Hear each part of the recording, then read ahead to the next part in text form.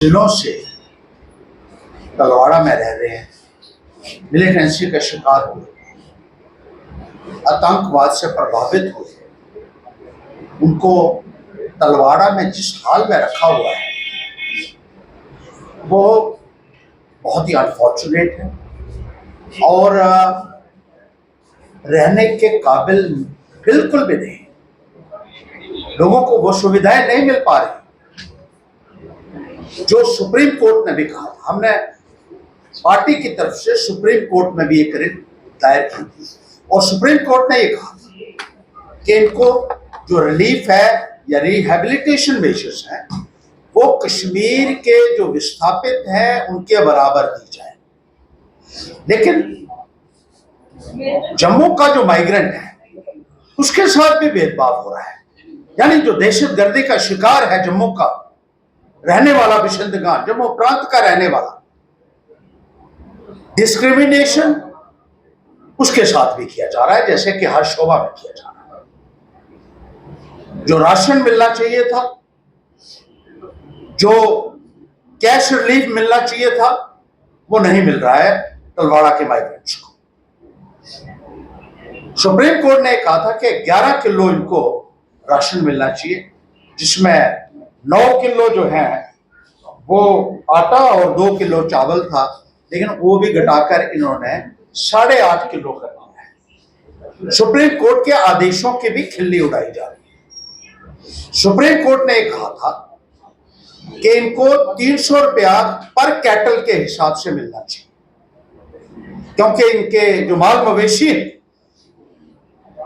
उनके लिए भी फॉडर का इंतजाम हो सके। लेकिन उस सुप्रीम कोर्ट के फैसले को अभी तक इस सरकार ने लागू नहीं किया है।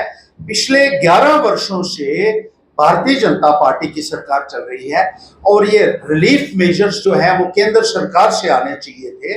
यहां भी सरकार उनकी रही, लेकिन अभी तक उस सुप्रीम कोर्ट के फैसले को लागू नहीं किया गया है, जिसकी वजह से इन माइग्रेंट्स के अंदर एक रोष देखने को मिल रहा है।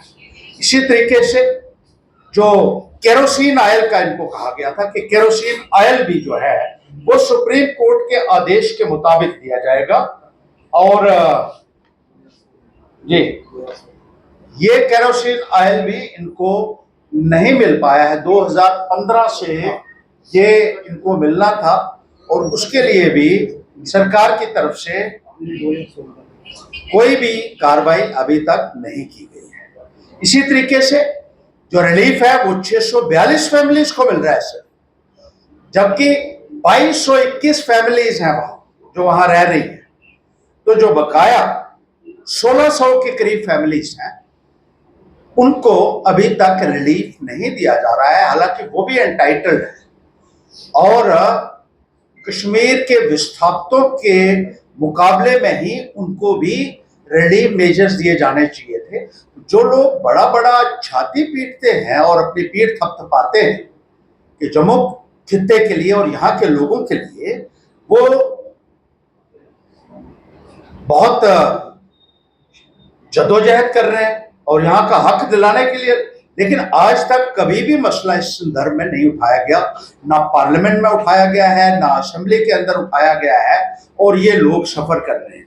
यहाँ ये बताना लाजमी है कि पिछले कुछ सालों में दहशतगर्दी का माहौल जम्मू प्रांत में ज्यादा देखने को मिला है और जोरी इलाका है जहाँ से ज्यादा माइग्रेट हुए हैं। रियासी के अपर रीचेस हैं जो वहां से माइग्रेट हुए हैं, पुंछ से माइग्रेट हुए हैं और इन इलाका जात में बहुत ज्यादा मिलिटेंसी के मामले देखने को मिले हैं। लेकिन उसके बावजूद भी इनको नजरअंदाज जिस तरीके से किया जा रहा है। एक हाई स्कूल की इनकी मांग थी, अगर 2600 फैमिली 2200 फैमिलीज वहां हैं तो एक हाई स्कूल जो है इनको दिया जाना चाहिए, वो नहीं। हालात में ये रह रहे हैं, वो किसी भी तरीके से रहने के काबिल ही नहीं है। कश्मीरी विस्थापितों की तर्ज पर इनको भी यहाँ वो टेनेमेंट्स बना के देनी चाहिए, वो अकोमोडेशन बना के देनी चाहिए थी जिस तरीके से कि सुप्रीम कोर्ट ने कहा था। लेकिन उस संदर्भ में भी इनकी तरफ से कोई कार्रवाई नहीं की गई है। पोलिंग स्टेशन ये वोट देने के लिए नहीं जा पाते हैं वहां से विस्थापित होने के बाद, इसलिए कहा था कि इनके पोलिंग स्टेशन भी जो है वो तलवाड़ा में बनने चाहिए, उस संदर्भ में भी कोई कार्रवाई नहीं हुई है। ये बहुत सारे ऐसे मसले जिनके ऊपर एक रोष पनप रहा है, जिनको लेकर लेकिन सरकार की तरफ से तवज्जो नहीं दी जा रही है, और जिस तरीके से एक भेदभाव किया जा रहा है जम्मू और कश्मीर विस्थापितों के बीच में, ना केवल वो सरकार की तरफ से एक डिस्क्रिमिनेशन की मिसाल है, बल्कि सुप्रीम कोर्ट के दिए हुए आदेशों की भी अवहेलना है, जो सरासर निंदनीय है। सरकार से हम कहना चाहते हैं कि जो इनके जितने भी मामले एक मेमोरेंडम की शक्ल में इनको दिए भी गए हैं और दोबारा भी हम भेज रहे हैं, और ये कहना चाहते हैं कि इनकी तरफ जल्द से जल्द तवज्जो दी जाए और ये सेटल किए जाएं, वरना मजबूर होकर हमें प्रदर्शन दिल्ली में भी करना पड़ेंगे और हाई कोर्ट में भी और सुप्रीम कोर्ट में भी दोबारा जाना पड़ेगा, ताकि सरकार के उन फंक्शनरीज को जवाबदेह बनाया जाए, उनको कटघरे में खड़ा किया जाए जो माइग्रेंट्स के साथ भी इस तरीके का इनजस्टिस कर रहे हैं।